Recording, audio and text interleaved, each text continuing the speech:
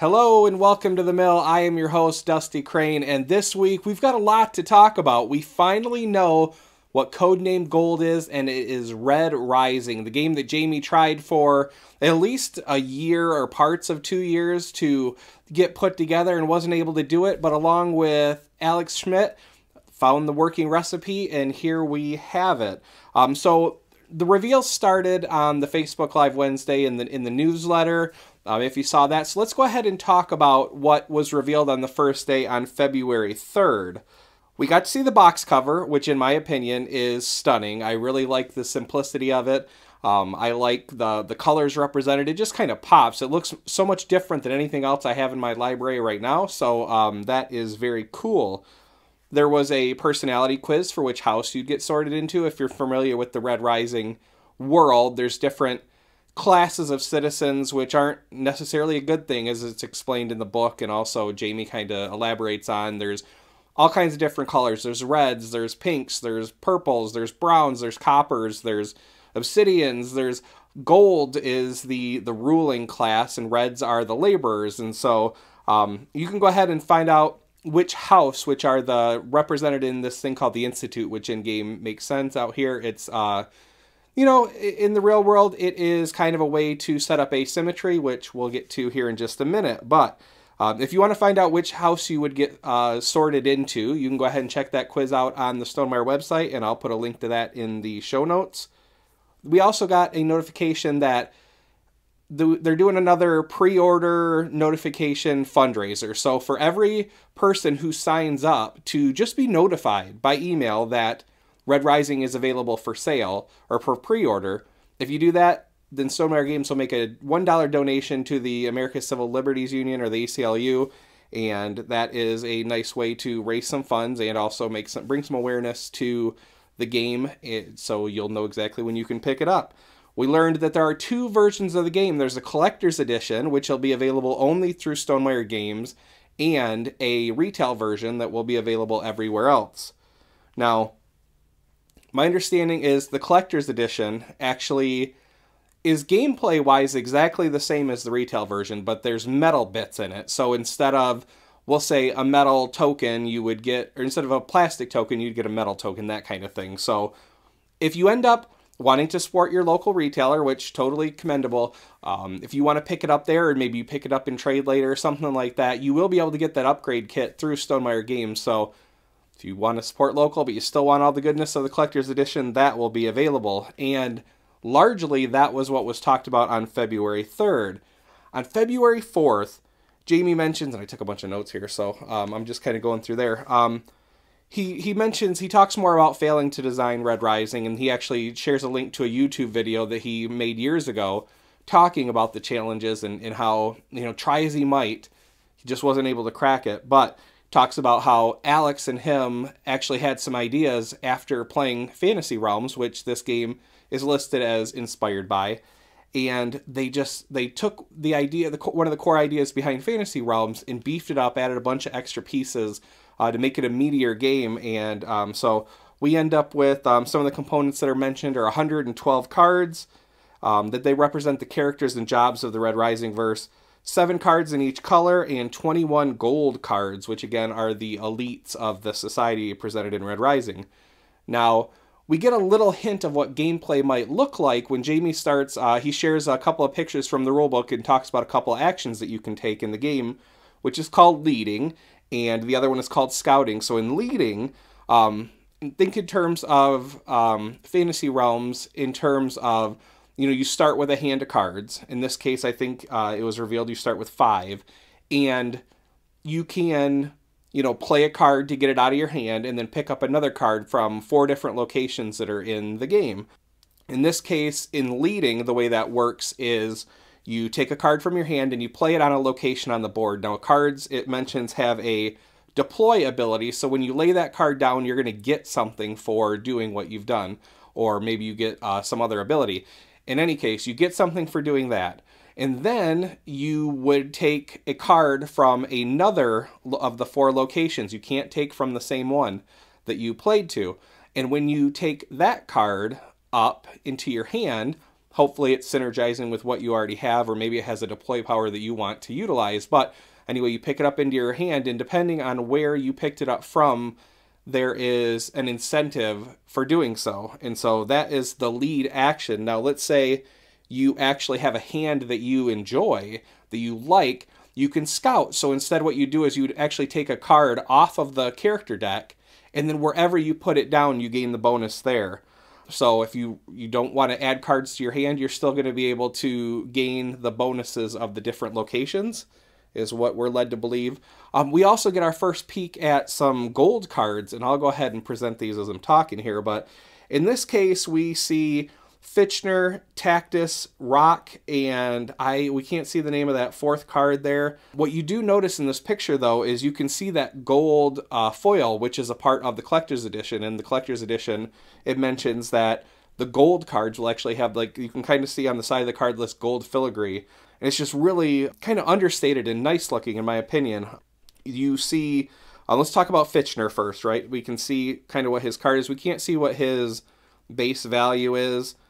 We can see that if deployed on the Institute, place 1 influence there. So I guess if you are to play the card, so when we take that lead action, we play a card to the Institute, then you trigger that deploy bonus, or that deploy ability. And in this case, if you deployed it at the Institute, you'd be able to place an influence token there. Now what's cool is you normally only get those bonuses, assuming, I guess, is you would only get those bonuses.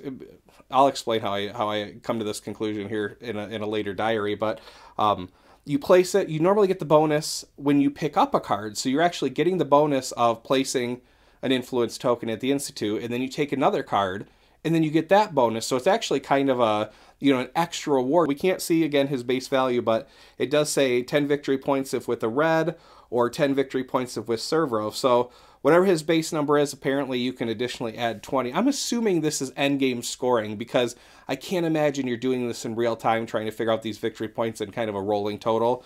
So I'm going to assume that's end of game.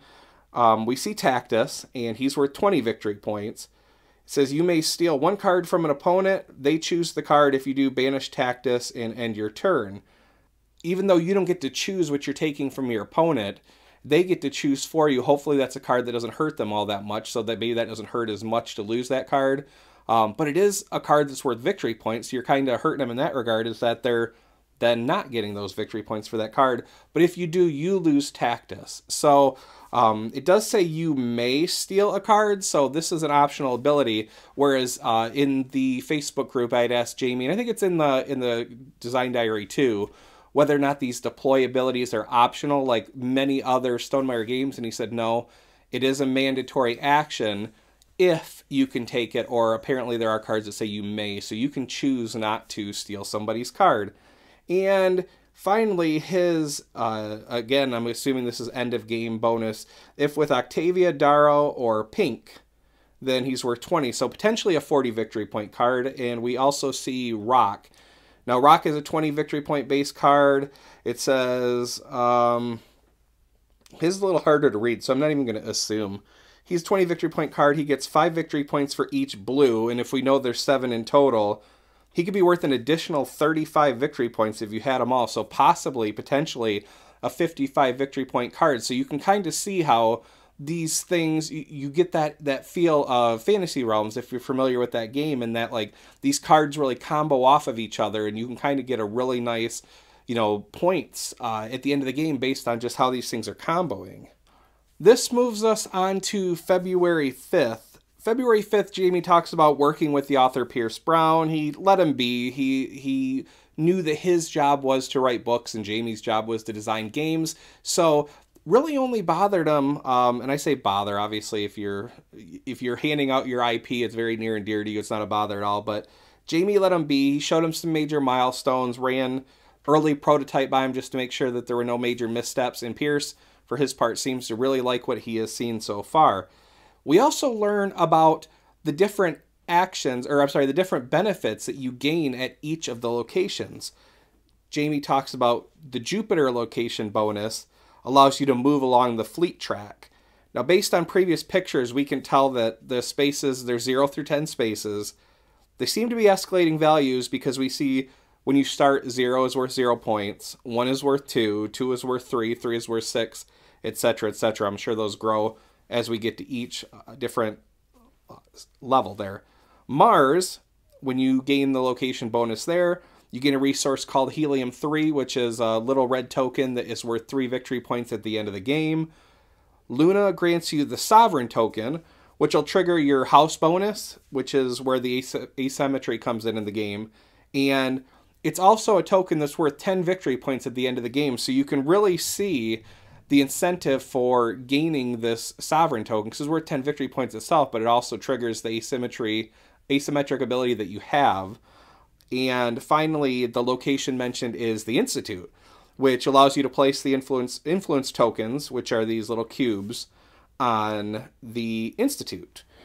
Now, it does mention that this is one of those where you're incentivized to have more tokens out. If you have the most, each one of your cubes there is worth 4. If you have the second most, each cube is worth 2, and then finally everyone else is worth 1 victory point. It does mention for 2 players that they do add 3 neutral tokens just to represent a neutral third party, probably so you don't just put 1 or 2 tokens there just to gain the majority or, you know, the next step, or maybe so that, you know, if one person decides in a 2-player game decides not to do it at all, then, you know, they're only at 1 victory point per cube, whereas if the second person beats whoever the neutral leader is, theirs are worth 4. So probably just a way to keep that competition there. But we also get some new card reveals, and in this case, the design diary is dealing with the Reds, and so we get our first look at EO. Now, first, there's no spoilers, but EO is our protagonist Darrow's wife, and you can tell by the card that that relationship really doesn't play into the cards, so it's not like you needed to know that or there's any benefit. But what you learn from her card is if you play the lead action and you gain her deploy ability, each opponent must reveal a red, and if they can't, they lose 1 helium. So that is going to be a situation where if they have a red in their hand, I would imagine, it does say they must reveal. So if they have a red, they'll have to show it, and they get to keep their resources. But if they don't have any reds in their hand, and if they have helium, they lose 1. So basically you get to ding them for 3 victory points, which EO being a 10 victory point card, we saw that potentially there's a lot of other victory points. So 3 victory points isn't going to be enough to like really, really hurt, but you also don't ever really want to lose points in a game, right? Let's see here. Also, okay, so the benefits at the bottom again, I can't imagine there's a rolling score. So these end of game benefits, if she's with another red, or for each other red, she's worth 10, and minus 10 if with a gray, except for Bridge, a character named Bridge. So we can kind of tell there on the column of her card how that's kind of represented there. We see 10 for each other red, so if there's 7 reds in the deck, then, and she's one of them, then potentially this is like 60 points if you had all reds in your hand, plus her, so 70 points. Not too shabby, except with a gray, except Bridge, and you can see there on that column on the left how it's kind of X'd out. So at a glance, you get an idea. Now, you don't see that except with Bridge piece, but you can kind of, like I said, get a little bit of information at a glance to see how this, you know, jives well with reds, but not so much with grays. And obviously there might be some exceptions. Now let's go ahead and take a look at Darrow. Now Darrow, central character in the Red Rising books. Again, no reference to his role in the book or his relationship with EO or any of these other characters you see. It just says, you know, he says his end of game bonus, again, assumption, 30 victory points if you have 7 or more cards, including Darrow. So Darrow is potentially worth 40 victory points because he has a base of 10. And his deployment ability is to gain any other non-gold from this location. And you banish Darrow unless you deploy him on a gold. So you can gain, I think the way it's presented in the rules that are presented to us, that you're taking the top card from these locations, and there's going to be a stack. So maybe you do want something that's way in the back, and whether if you have to whittle that stack down, Darrow actually lets you take a card that you want from that location when you deploy him. But you banish him, which we don't really know what banishment means yet, but I'm assuming just like any other game, you're setting it off to the side. It's no longer a part of the game. And you banish him unless you deployed him on a gold. So a way to keep Darrow in the game is to play him on a gold and take a card from that stack, which it sounds like you could probably still take that gold if you wanted.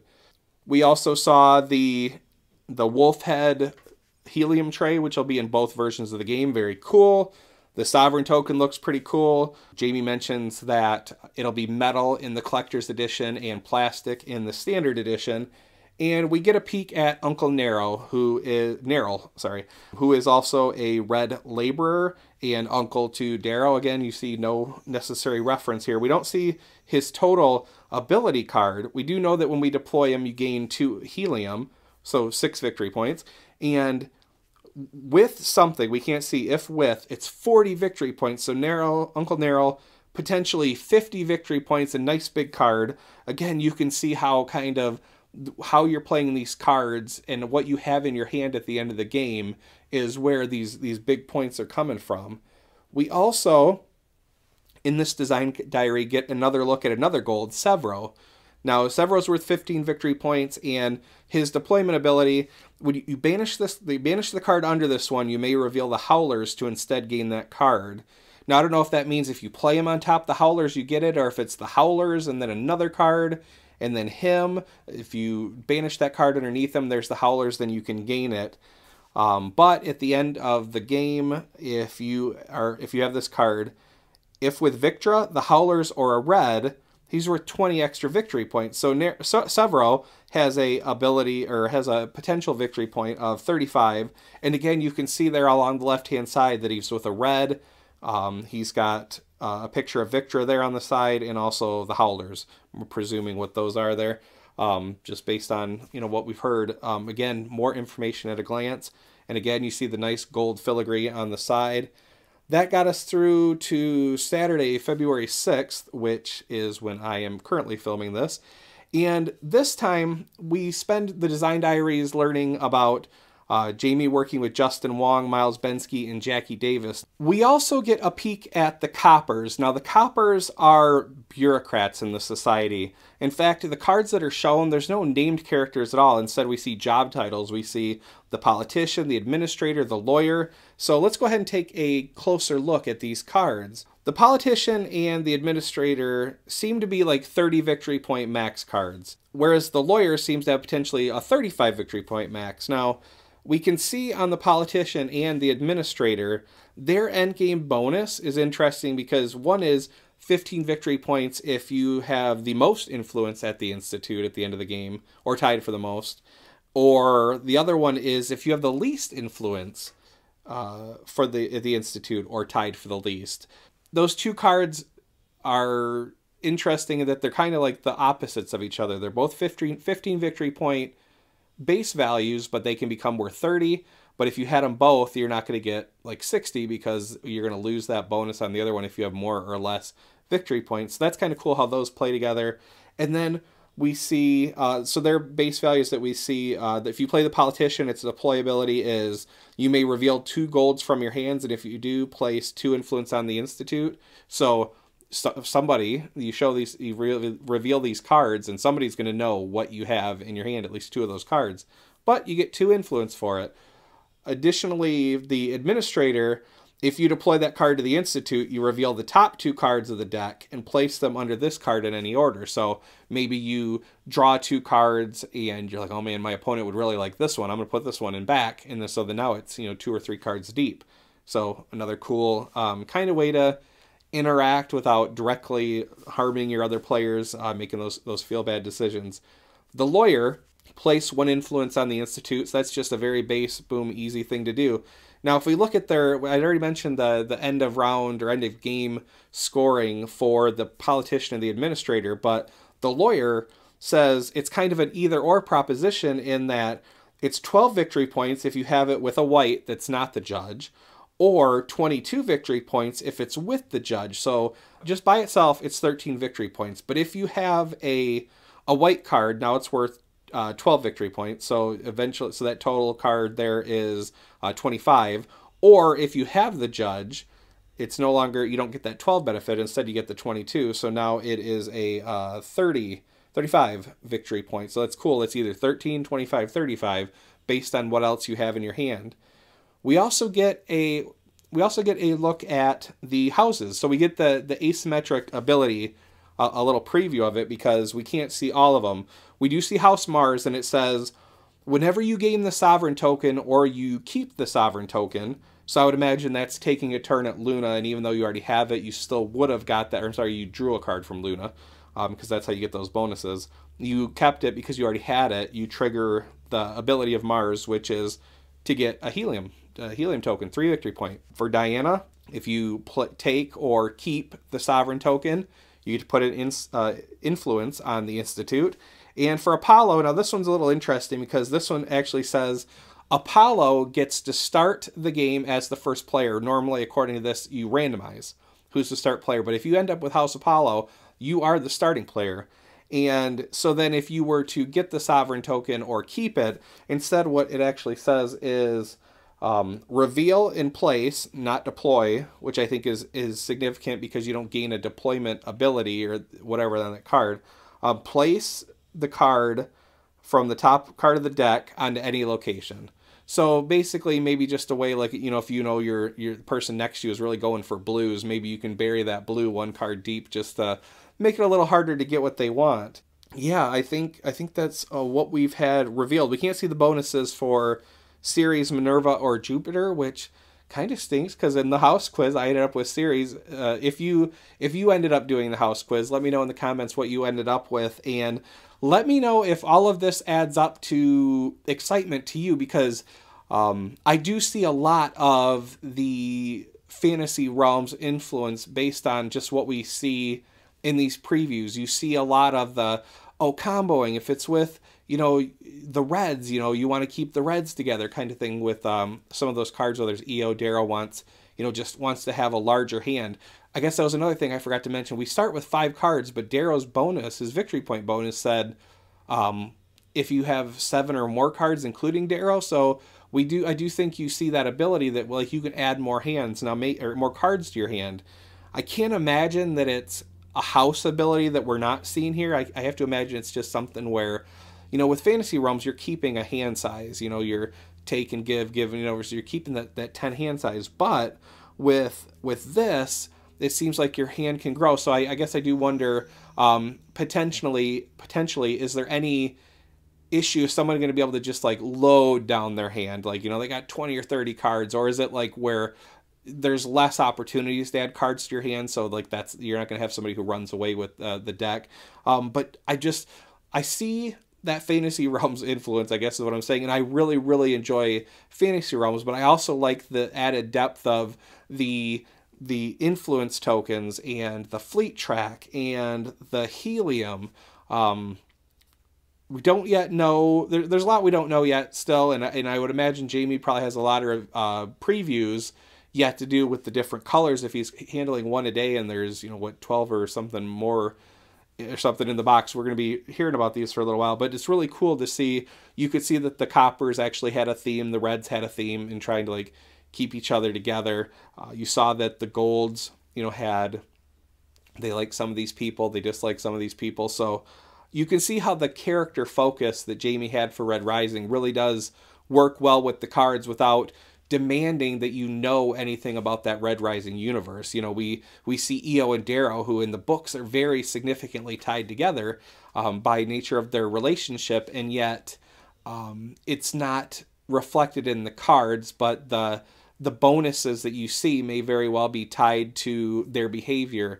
You see, at least in the roles of the judges, that if they're with this person, if this one, the lawyer's with the judge, then that's a good, synergy. I would imagine you're also going to see some characters that like each other. And we did see some of those in the golds that say, hey, if you're with Victra or if you're with the Howlers or something like that. So you have to imagine that some of the relationships that you see in game or in the books are going to, have some effect in game, but it's not necessary to know those relationships. It's probably just like a nice little nod, like a fan service where you're like, oh yeah, it makes sense that those two would like being together. So why there's not Darrow and EO, I don't know. Maybe just, the whatever that gameplay mechanic is for the Reds or whatever. But that is all I have for you this week. I'm super excited for Red Rising. I love the books. Read them before even Jamie had started talking about them, or maybe before I was aware of Jamie talking about it anyway. But stellar series. If you know, it seems to be that there's a lot of people that are reading the books for the first time because of their excitement for this game. Let me know if you're somebody who already read them, if you haven't read them, if you're going to read them as a result of being interested in this game, or if you're like, it's not for me, but the game sounds super cool, so I'm going to pick up the game, not interested in the books. Let me know. Again, that is all I have for you this week. Until next time, take care of yourselves and each other. Thank you so much for watching. Bye.